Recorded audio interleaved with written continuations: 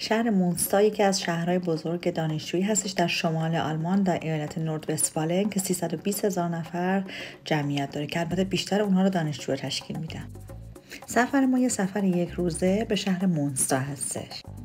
این تصویر کلیسای سن پائولوس هست که در مرکز شهر و در بخش قدیمی شهر قرار داره.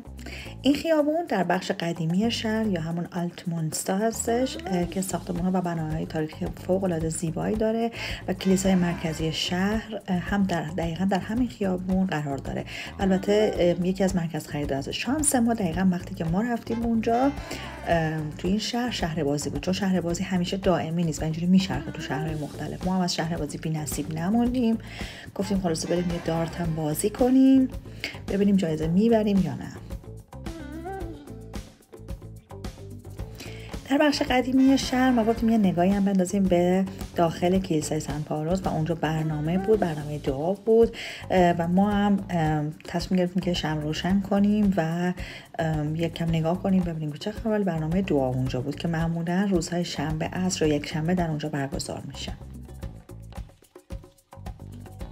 بعد از اون تصمیم گرفتیم بریم به کافه بارسلونا که کافه بارسلونا یک کافی شاپ زنجیره‌ای هستش که توی آلمان و شاید شهر دیگه از اروپا هم باشه و یک کافه شاپ خیلی معروف هستش که اکثرا هم دکور شبیه به همین داره و این هم یک روز ما مونستا.